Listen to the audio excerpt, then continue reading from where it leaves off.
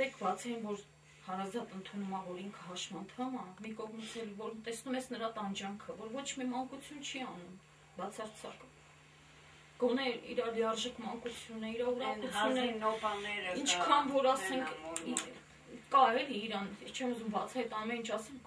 գոնե մեր աչքի առաջ երջանիկ ապրի, բայց ինչ երջանիկ, այս պատերի ներսում ինչ երջանիկ մանկության մասն է խոսքը, լքված, բացարձակ։ Լիլիթ, դու գնում ես դպրոց։ Մեկ։ Հիմա չես գնում։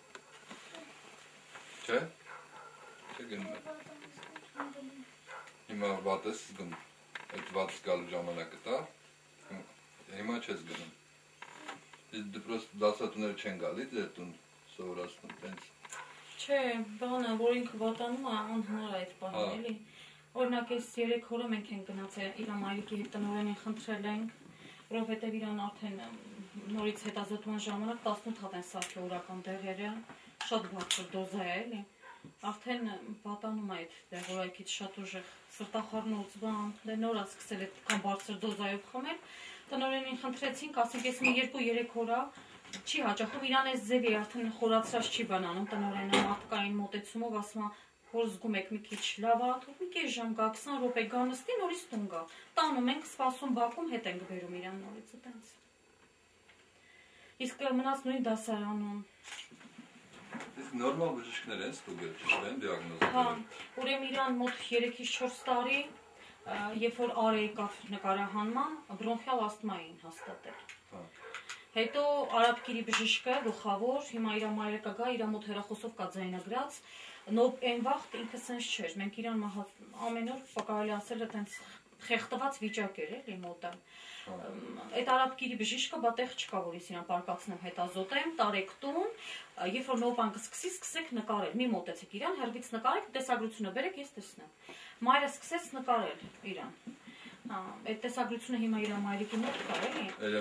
Երեխայի նոպան, որ սկսվում է, դա 3 տարի առաջվա պատմություն է։ Բոլորը մեկ բրոնխիալ ասթմա են կասկածում, հետո բրոնխներ, խրոնիկ բրոնխի թոքաբորդ, արդեն 3-4 տարի ամենահզոր անտիբիոտիկները սկսեցին տալ,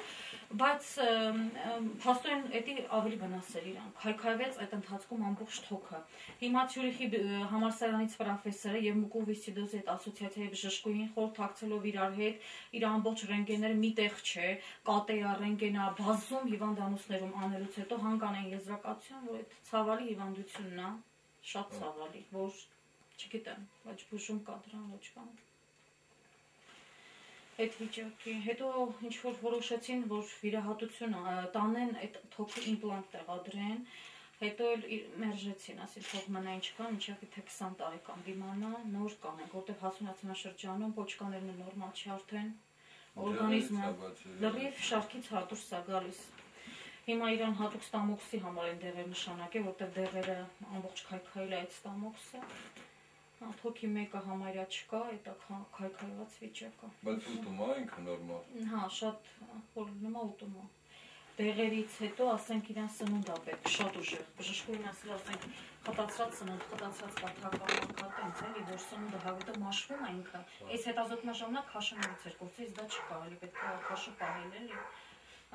Այդ ձևի այս ապարատն է իրան շատ օգնում, որ էլի ասոցիացիայի բժշկուհին խղճալով, որ 60,000-ի գնացինք, տեսնենք չենք կարող առնենք հետեկանք, զանգեց տվեց այս նիբուլայզերը 60,000, ինքն իրա կողմից ա տվել։ Այդ վագոնը չկար, իսկ 1 տարի որ վագոնը տվել են, այդ տունը առանք, ամբողջությամբ ջրով ծածկվեց։ Այդ կադրներն էլ կա, որ ջրի մեջ մենք տենց ապրել ենք, ջուրը լրիվ տան մեջ, այդ կադրները կա հեռախոսով։ Այդպես քանդվավ ամբողջ տունը, ոչ պետությունը, ոչ ղեկավարությունը չհամարեցին սա բնական աղետ է ջրհեղեղը։ Քանի տարի այդ ջրհեղեղը տենց լցվել է մեր տուն, տենց մենք վերջը քանդվավ, քրիստ վթարային վիճակ, այնտեղ արգելում են մեզ մտնել, որտեղ ամբողջ քանդված է պատերը։ Այս վագոնները բերեցին, որ պատը սպառվենք, վագոնն էլ ամբողջությամբ հակատում, ես 4 երեխեքի հետ կողքի վագոնն եմ, իսկ մեր հիվանդը հələ ես ենք ում եմ, մեր ես հիվանդի հարցն է շատ լուրջ։ Այս դեսպեից առաջացող այս փոշին, այս ամեն ինչը իրան չի կարելի, գրգռում է ամբողջ թոքերը, հազա սկսվում մոտ ահավոր։ Իսկ այն տանը հնարավոր չի, հա։ Չէ, նախ իսկ վթարային արդեն այնտեղ կադրը կա պատը փլված, որ փրկարաջակատն եկել է, մեզ հանել դուրս արդեն այնտեղից։ ամբողջ այդ նկարահանած կա, որ պատը փլվեց, Լիլիթիկը տակն էր այդ ժամանակ, հազիվ լավա բան չպատեց, փրկարարներն են եկել, մի կերպ համոզելով, մենք չէինք ուզում դուրս գանք արդեն, որովհետև 5 տարի, 6 տարի ջուրը այդ վիճակի ոչ մեկին չէր մտահոգում։ Սա էր ընտրությունների շրջանն էր, գյուղապետի, այդ ընթացքում մայիս ամիսն էր, հրաշքով բերեցին այս դոմիկները տեղադրեցին։ Այսինքն եթե բնական աղետ ա եղել, կարային մարզպետարանը բանը որոշում կայացնեին։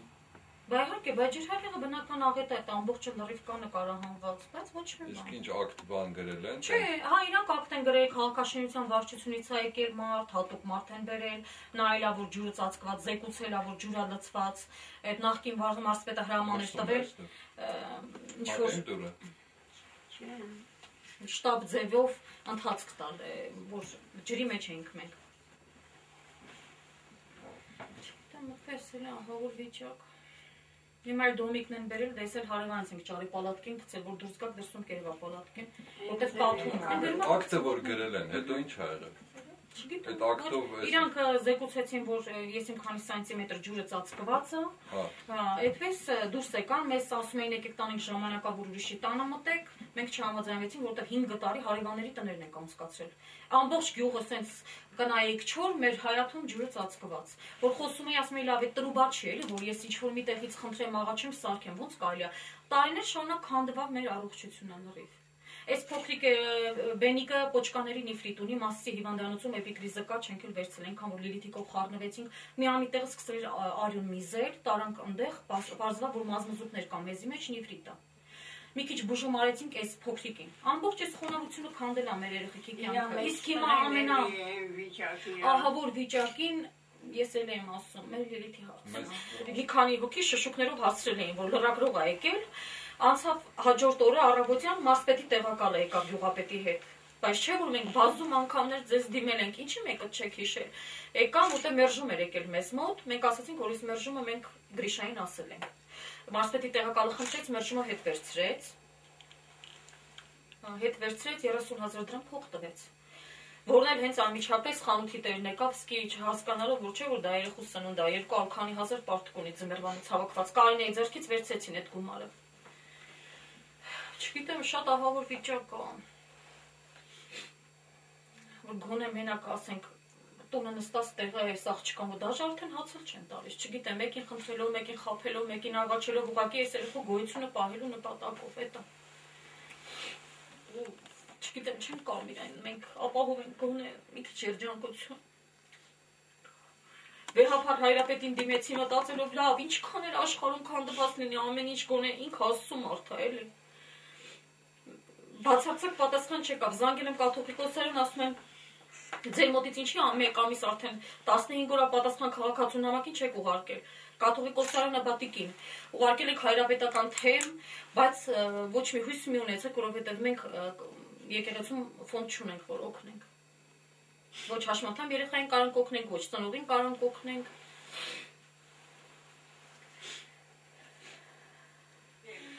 Իրա հետ չեն ուզում շփվեին, սկզբից տուբերկուլոզ են կասկածում հազի ժամանակ, իրան 3 անգամ աբորյան ենք տարել։ Տարել ենք այդ տուվ դիսպանսեր, լացելով, ընդեղ այս դռանը մի կպեք, ձեռնոց հակեք նոր կպեք, լացելով, մցրել ենք ներս, պարզվավ, հերկվավ, 3 անգամ բացառվեց տուբերկուլոզը։ Ամեն մեկը տանեց երևույթուն երեխան սովորացում էր, որ մի նստի կողքը։ Այդ պարակտված վիճակը կար դասարանում։ Հիմա որ մնացել է նույն դասարանը, արդեն տղաներ են, տղաները իրան սիրում են, ինքը մենակ մի հատ աղջիկա։ Ինչքան լավ են ինձ հետ վարվում։ Դասատուներն էլ են շատ հոգատար իրան, մենակ չի։